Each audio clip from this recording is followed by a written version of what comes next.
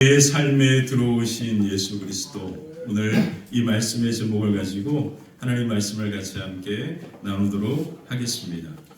오늘 부활하신 예수님께서 가장 처음 만난 사람은 남자가 아니고요, 제자들도 아니고요, 그리고 종교 지도자도 아니었습니다. 왕도 아닙니다.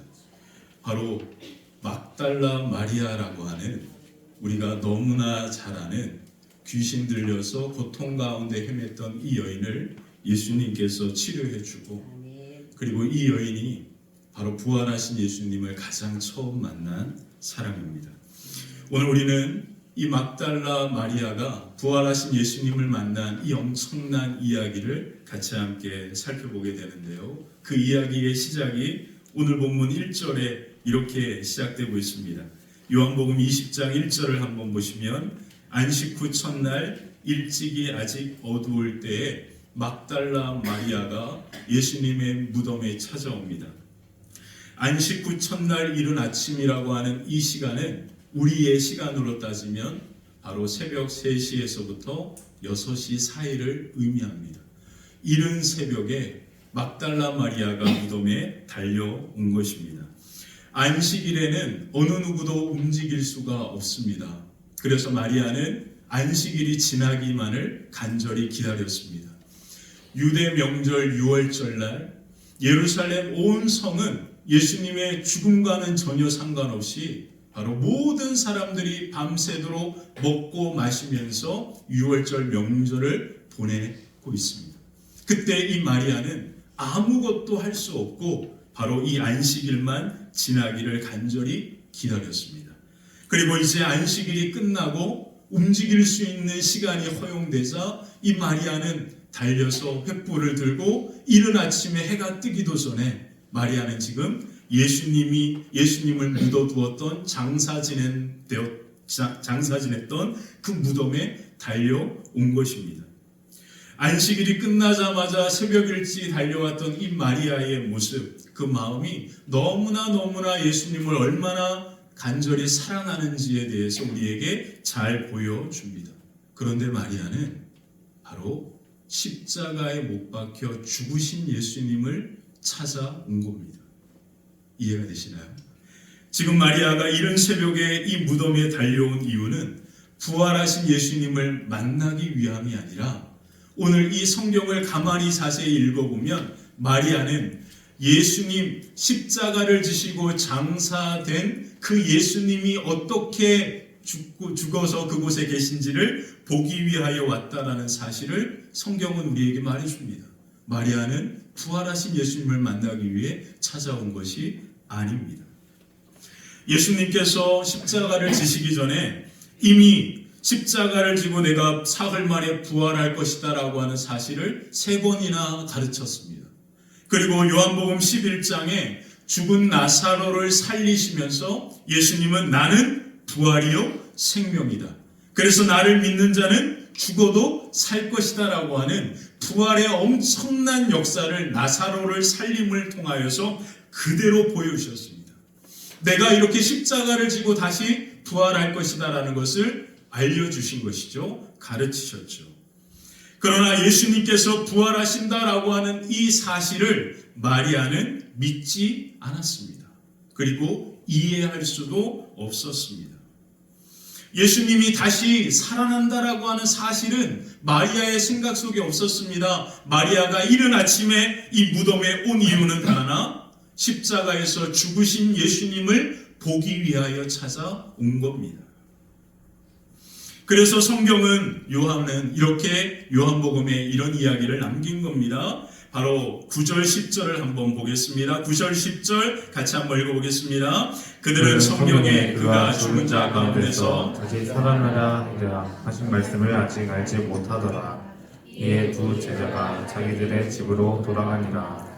베드로와 요한도 마리아가 예수님이 없다라고 하는 이야기를 듣고 달려와서 그 무덤을 본 후에 예수님이 부활하셨다라고 하는 사실은 그들은 깨닫지 못하고 알지 못하고, 제자들도 이 이야기를 제자들에게 전해주기 위하여 제자들이 있는 곳으로 돌아갔고, 그리고 마리아도, 이 막달라 마리아도 그곳에 주저앉아서 예수님이 어디 있는지 슬피 울고 있는 상황이 우리가 읽은 본문입니다. 부활하신 예수님의 이 놀라운 사건은 이 마리아가 우리에게 보여준 그대로 우리의 이성과 우리의 생각과 지혜로 이해할 수 있는 차원이 아니다라는 사실을 말하고 있습니다. 부활하신 예수님이 부활하셨다라고 하는 이 놀라운 사건은 우리가 이 사건을 이해해가지고 믿게 되는 게 아니다라는 거예요. 마리아도 이 이야기를 예수님께 듣고 그리고 예수님을 묻어두었던 그곳이 예수님이 없다라는 것을 눈으로 목격했음에도 불구하고 막달라 마리아는 예수님이 부활하셨다라는 사실은 깨닫지 못하고 있습니다. 이제 부활하신 예수님께서 울고 있는 그 마리아에게 다가오십니다. 그리고 그 마리아의 삶에 예수님은 들어오셨습니다. 그리고 그녀를 만나주십니다. 그때야 비로소 이 마리아는 예수님이 부활하셨다라는 사실을 믿게 됩니다. 그러므로 예수님의 부활은 우리의 이성과 지혜와 논리로 설득되는 게 아닙니다. 설득되어서 오늘 이 말씀을 들어서 그게 믿게 되는 게 아니다라는 거예요. 부활하신 예수님께서 여러분들의 마음 가운데 마리아에게 찾아와 들어가셨던 것처럼 오늘 저와 여러분 가운데 우리의 마음에 부활하신 예수님께서 우리의 모든 것을 다 뚫고 들어오실 때야 비로소 부활하신 예수님을 믿게 되는 겁니다. 그래서 파스칼이라고 하는 사람은 팡세에서 이런 말을 했습니다. 우리는 오직 예수 그리스도를 통해서 하나님을 알 뿐만 아니라 오직 예수 그리스도를 통해서 우리 자신을 알게 된다라고. 부활하신 그 예수님이 우리 안에 들어오셔야만 우리는 하나님이 어떤 분이신지를 비로소 알게 되는 겁니다.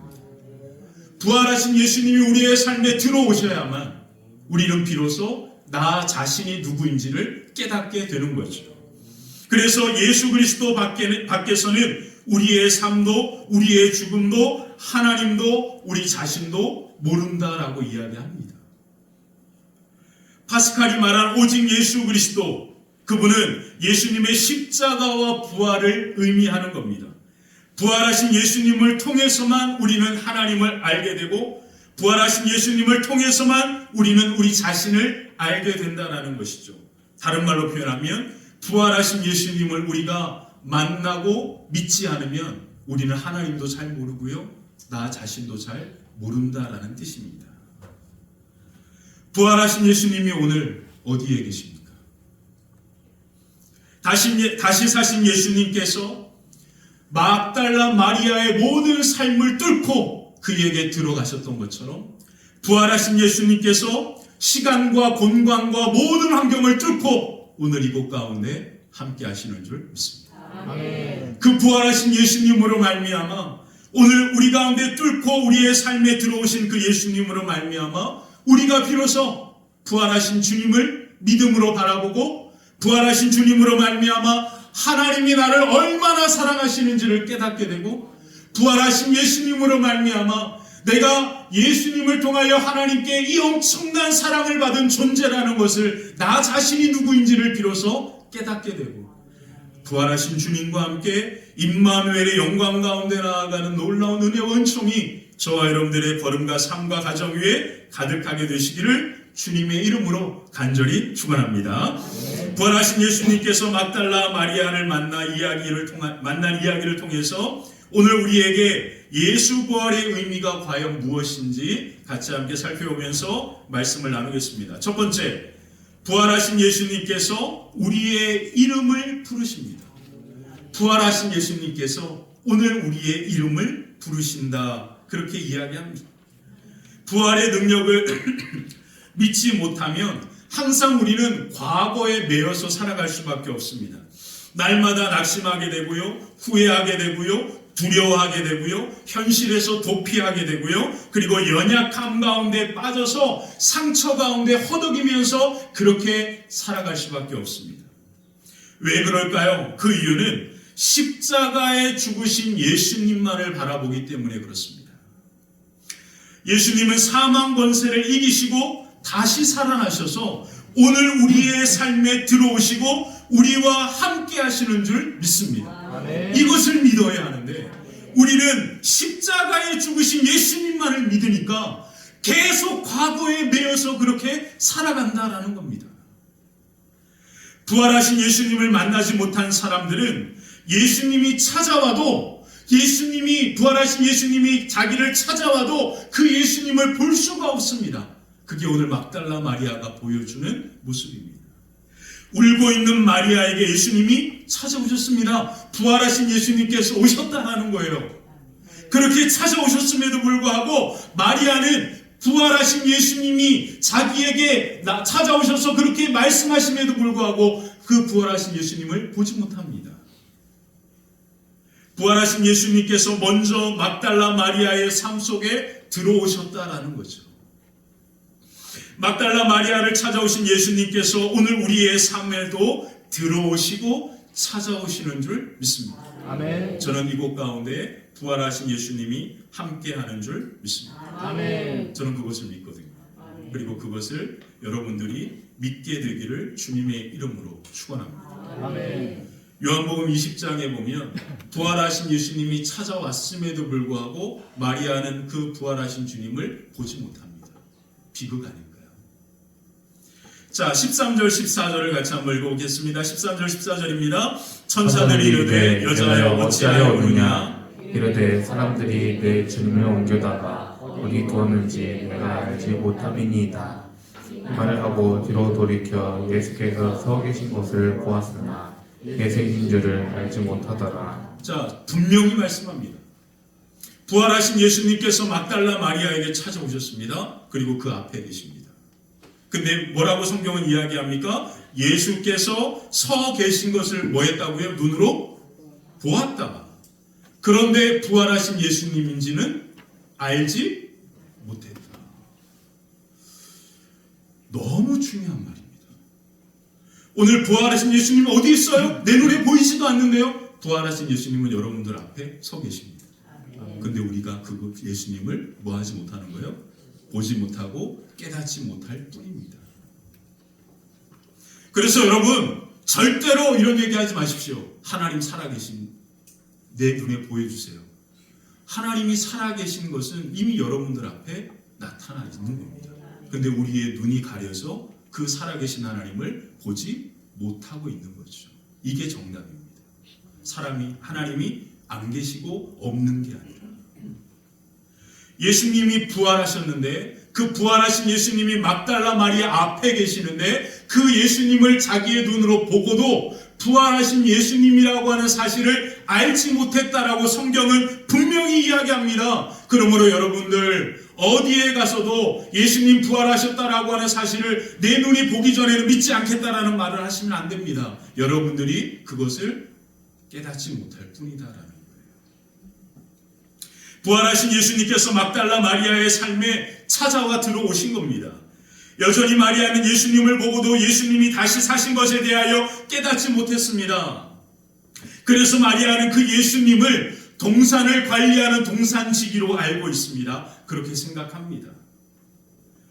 그 이유는 하나님께서 마리아의 눈을 열어주셔야만 부활하신 주님을 볼 수 있게 되기 때문입니다.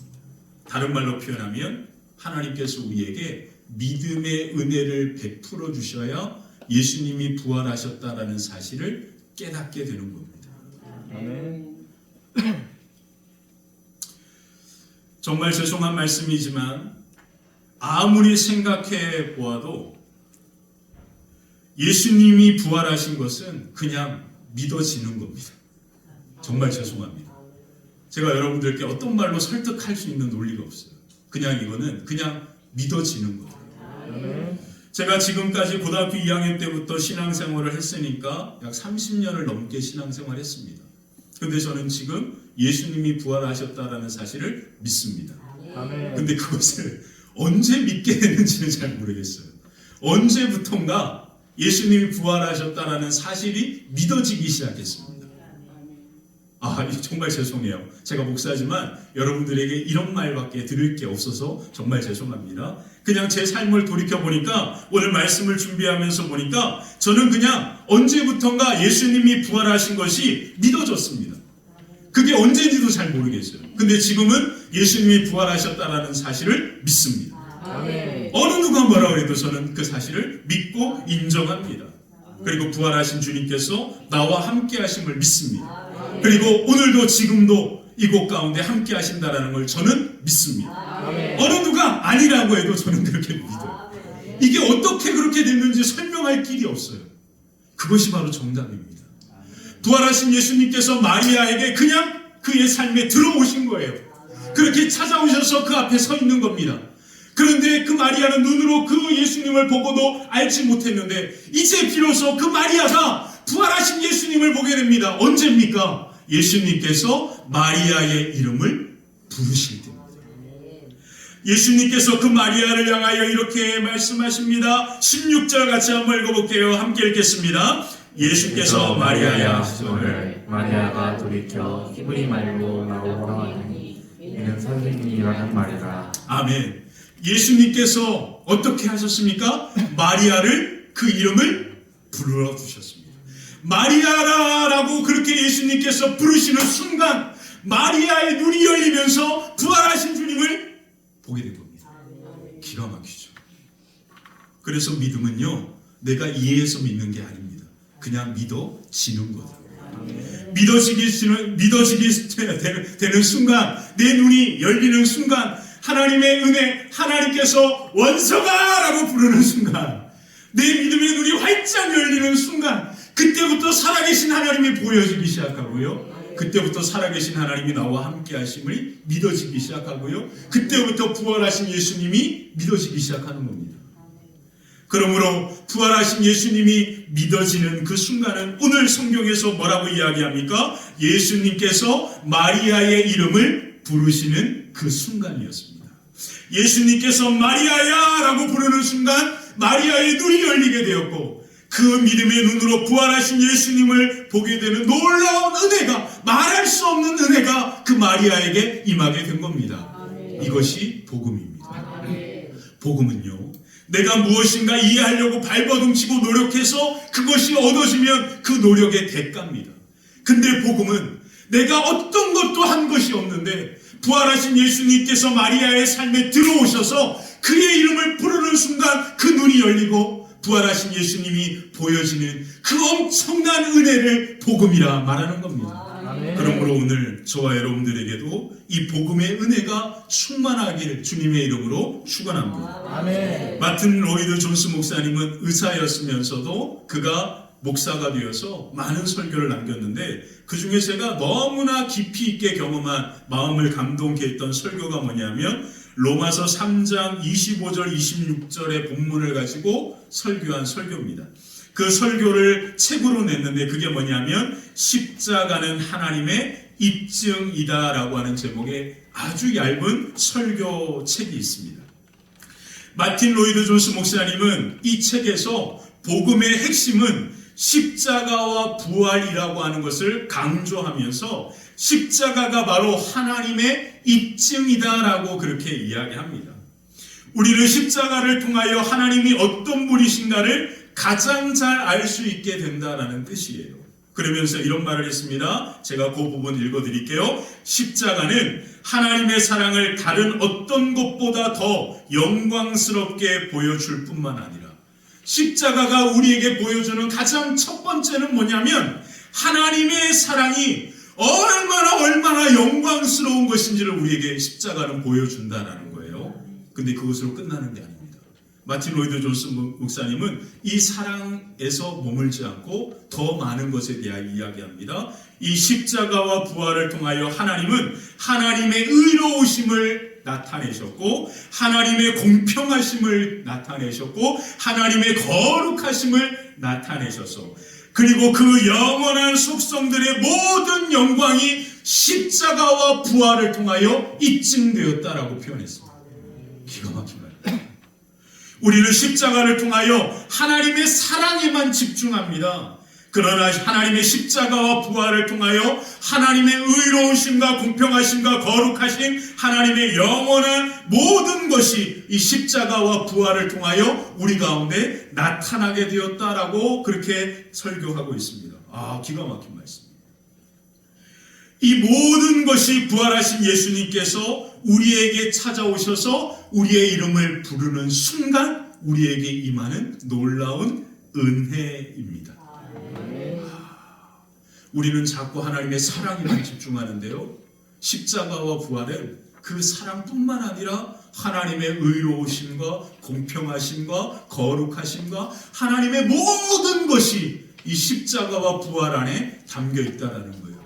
그래서 이 놀라운 그 은혜를 부활하신 주님이 막달라 마리아의 삶에 들어오시고 그의 이름을 부르실 때야 그 은혜가 된 것처럼 오늘 저와 여러분들에게도 부활하신 예수님께서 우리의 마음 가운데 들어오셔서 우리의 이름을 부르시고 우리의 믿음의 눈이 열리게 되어 부활하신 주님을 바라보며 이 놀라운 십자가와 부활의 은혜를 깨닫고 주의 영광 가운데 부활의 생명 가운데 살아가는 놀라운 축복이 저와 여러분들의 걸음 가운데 가득하게 되시기를 주님의 이름으로 간절히 축원합니다. 두 번째, 부활의 예수님은 우리로 사명의 길을 걸어가게 합니다. 막달라 마리아가 자신의 삶에 찾아오신 부활의 예수님을 만났습니다. 그리고 마리아는 예수님께서 부활하셨다라고 하는 사실을 제자들에게 달려가서 그 소식을 전하고 있습니다. 요한복음 20장 18절에 보면 그 이야기가 이렇게 나옵니다. 한번 읽어볼게요. 함께 읽겠습니다. 막달라 마리아가 가서 제자들에게 내가 주를 보았다 하고 또 주께서 자기에게 이렇게 말씀하셨다 이르니라. 아멘. 조금 은혜로운 말로 바꾸면 예수님께서 다시 살아나셨습니다. 막달라 마리아는 제자들이 모여있는 곳에 달려가서 예수님께서 살아나셨다라고 예수님의 부활의 소식을 전합니다. 다른 말로 표현하면 이 부활의 소식을 전하지 않고는 견딜 수 없었던 것이죠. 막달라 마리아는 부활의 증인으로 그렇게 제자들을 향하여 달려갑니다. 이것이 바로 부활하신 예수님을 만난 사람들의 사명입니다. 막달라 마리아가 부활하신 예수님을 전하고 그날 저녁에 부활하신 예수님께서 어디에 들어오시냐면 제자들이 모여있는 곳에 들어오십니다. 그래서 21절에 보니까 이런 말씀이 나오는 거예요. 21절 한번 또 읽어볼게요. 예수께서 또 이르시되 너희에게 평강이 있을지어다. 아버지께서 나를 보내신 것 같이 나도 너희를 보냈노라. 자, 저를 보십시오. 제자들이 있는 곳에 부활하신 예수님께서 들어오셨습니다. 우리는 이 사건을 단편적인 두 가지의 사건으로 보기 쉽습니다. 근데 중요한 것은 뭐냐면 막달라 마리아가 부활하신 예수님을 제자들에게 전해줄 때 그때 예수님은 이미 제자들이 있는 그곳에 들어오신 거죠. 이해가 되십니까? 시간차가 있어서 우리는 자꾸 어떻게 생각하냐면 예수님께서 이곳에 들어오셨다라는 이런 관점으로 이 성경의 말씀을 보게 되는데 이 성경을 우리가 막달라 마리아를 만난 그 예수님의 이야기의 관점으로 쭉 본다면 바로 부활하신 예수님께서 제자들 가운데 들어오신 시점은 언제냐면 막달라 마리아가 부활하신 예수님의 그 소식을 제자들에게 전해줄 때입니다. 막달라 마리아가 부활의 증인으로 예수님이 다시 살아나셨다라고 하는 사실을 그들에게 전하는 그때 부활하신 예수님께서 그 마리아와 함께 하신 예수님께서 제자들이 모인 그곳에 들어오셔서 제자들에게도 부활하신 예수님을 만나게 되는 엄청난 부활의 역사가 이루어지고 있다는 겁니다. 그러므로 오늘 우리가 해야 할 것은 뭘까요? 부활하신 예수님께서 나와 함께 하심을 믿고 그 부활하신 예수님과 함께 우리의 가정으로 예수님이 부활하셨다라고 하는 생명의 그 놀라운 복음의 증인으로 사명의 걸음으로 우리가 나아가는 그 걸음마다 부활하신 예수님께서 막달라 마리아와 함께 하셔서 제자들 가운데 들어가셨던 것처럼 오늘 저와 여러분들과 함께 하시는 그 예수님께서 우리가 걷는 그 걸음걸음마다 부활하신 주님이 들어가시고 부활의 생명의 역사가 임하게 되는 줄 믿습니다. 아멘. 이것입니다. 그래서 부활의 증인으로 살아가는 것은 우리에게 엄청난 사명의 길이고 사명의 걸음이고, 그 사명의 걸음은 또 다른 사람이 부활의 예수님을 만나게 되는, 또 다른 사람이 부활의 생명의 역사를 경험하게 되는 놀라운 역사로 이어지게 되는 것이죠. 그것이 오늘 저와 여러분들의 걸음이 되시기를 주님의 이름으로 간절히 축원합니다. 왜 저는 이렇게 생각했냐면, 예수님께서 마태복음 28장에 제자들에게 하신 말씀이 이와 같습니다. 제가 그 말씀을 읽어드리겠습니다. 예수께서 나와 말씀하여 이르시되 하늘과 땅의 모든 권세를 내게 주셨으니 그러므로 너희는 가서 모든 민족으로 제자를 삼아 아버지와 아들과 성령의 이름으로 세례를 베풀고 내가 너희에게 분부한 모든 것을 가르쳐 지키게 하라. 볼지어다 내가 세상 끝날까지 너희와 항상 함께 있을 것이다. 막달라 마리아는요, 부활하신 예수님은요, 부활하신 그 무덤에 서 계셨던 것이 아닙니다.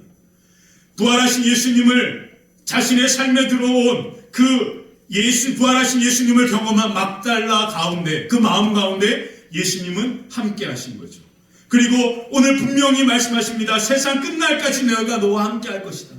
그러므로 부활하신 예수님은 마리아와 함께 어디로 오신 겁니까? 제자들이 모여있는 그곳으로 찾아오신 겁니다. 그리고 마리아가 예수님이 부활하셨다라고 하는 그 복음, 그 부활의 놀라운 소식을 전하는 순간 부활하신 예수님께서 그 모든 환경을 뚫고 제자들 가운데 찾아오시고 그 제자들이 부활하신 예수님을 만나게 되는, 그리고 그 제자들이 또 부활하신 주님과 함께 땅끝까지 이르러 복음을 전하면서 그 복음의 증거가 오늘 우리에게까지 전해진 겁니다. 아멘. 이해하십니까? 오늘 저와 여러분들이 이 놀라운 부활의 주님을 만나게 된 것은 우리가 환상 중에 주님을 만난 게 아니고요, 이 부활의 주님을 만난 수많은 증인들이 그 걸음으로 바로 그 부활의 주님과 함께 땅끝까지 나아가서 예수님이 부활하셨음을 증거함을 통하여서 그들 가운데 부활하신 예수님이 뚫고 들어가 그들의 삶을 변화시키고 생명의 역사 가운데 나아갔던 수많은 부활의 증인들을 통하여서 오늘 저와 여러분들에게 이 부활의 소식이 전해진 겁니다.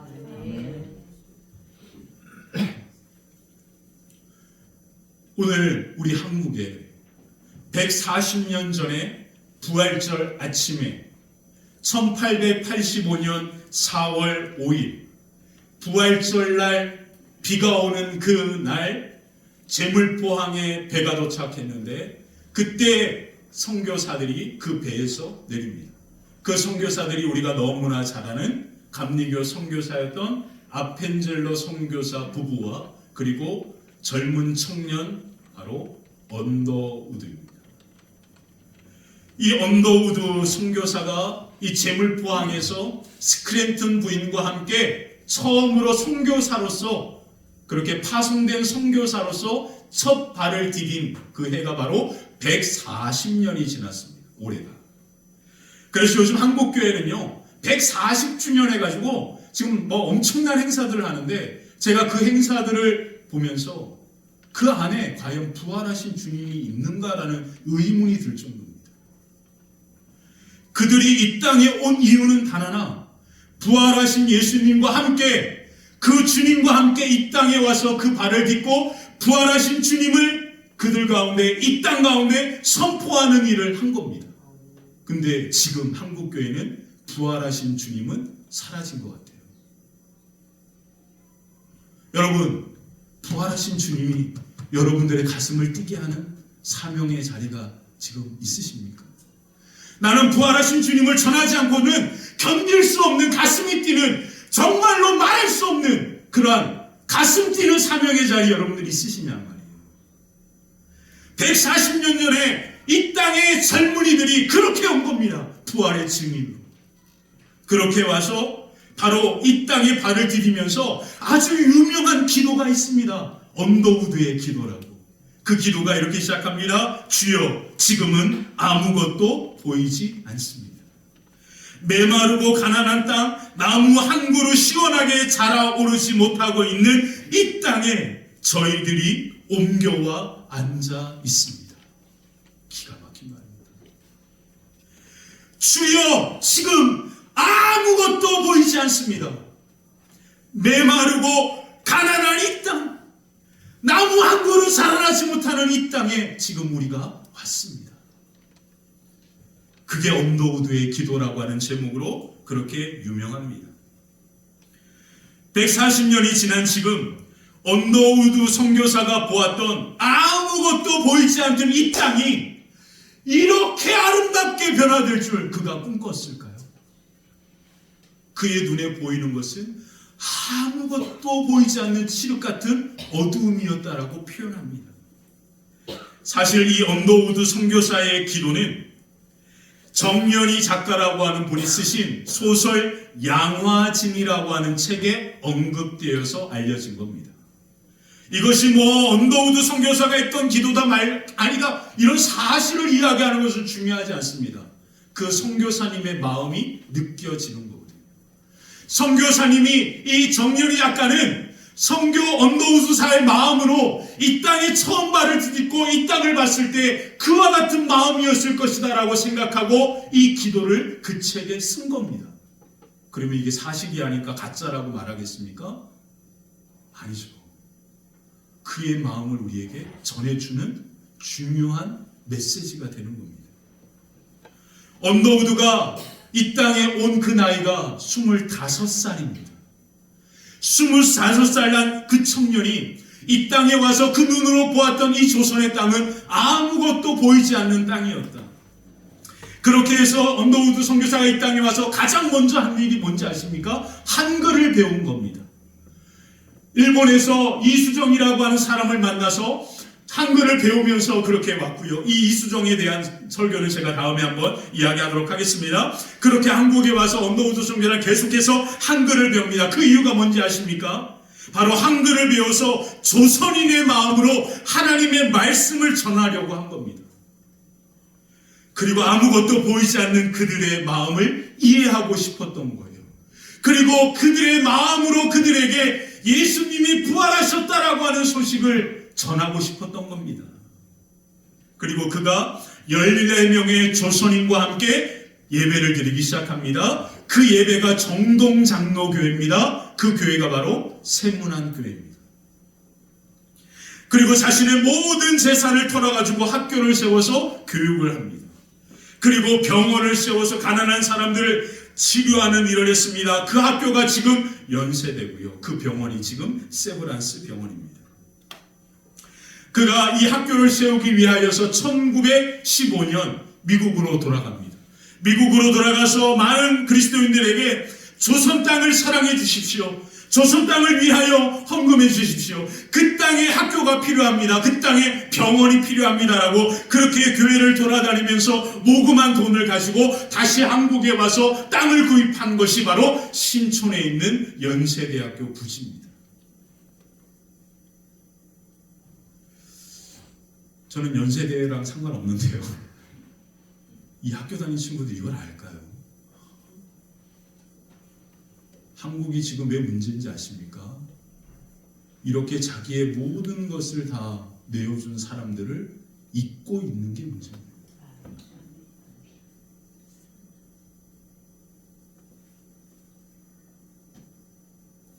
이들이 바로 부활의 증인으로 이 땅에 왔고 그들을 통하여 이 언더우드를 통하여 오늘 내가 예수님의 부활의 소식을 듣게 된 겁니다. 착각하지 마십시오.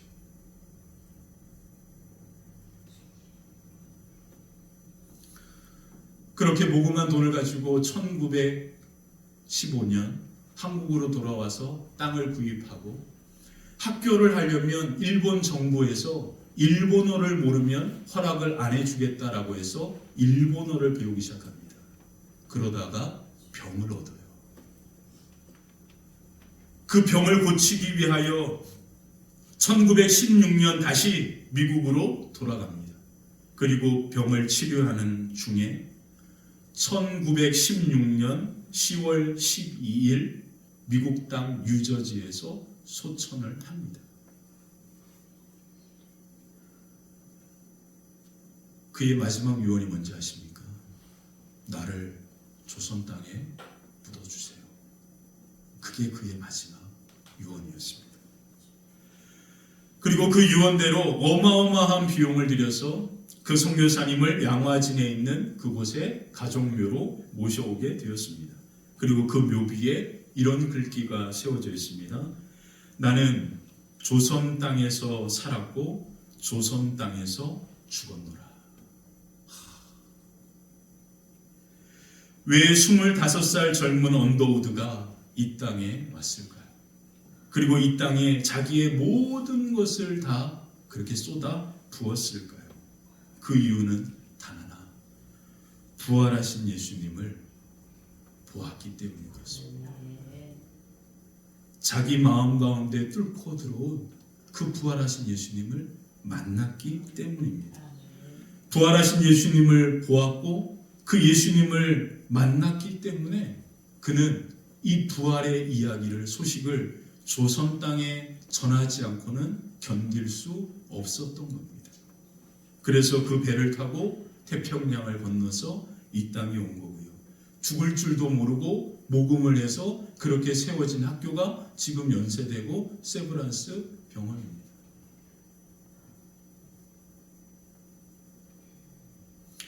부활절 아침에 부활의 증인으로 이 땅에 첫 발을 디디면서 예수님께서 부활하셨다라고 하는 그 걸음이 시작되었고, 정말로 그 언더우드를 통하여서 이 조선 모든 땅에 그와 함께 하셨던 부활하신 예수님의 그 놀라운 복음의 소식이 온 땅 가운데 퍼지기 시작한 겁니다. 그러므로 저는 이 언더우드 선교사의 묘비에, 비석에 이런 말 한 구절을 더 포함시키고 싶습니다. 나는 조선 땅에 살았고 조선 땅에서 죽었노라. 부활하신 예수님과 함께. 기도하겠습니다.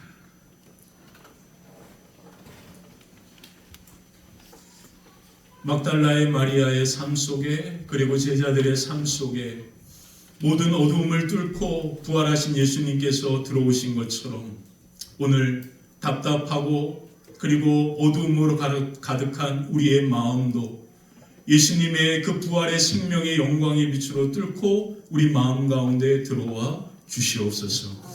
하나님, 우리가 머리로 이해하고 알아서 부활하신 주님을 믿는 것이 아니라 우리 마음 가운데 들어오신 부활하신 예수님으로 말미암아 예수님이 부활하셨음이 믿어지게 하시고 또 그 부활의 증인으로서 살아가는 놀라운 사명의 걸음이 오늘 우리 모두의 걸음과 인생이 되게 하여 주시옵소서. 주님 감사드리며 예수 그리스도의 이름으로 기도하옵나이다. 아멘.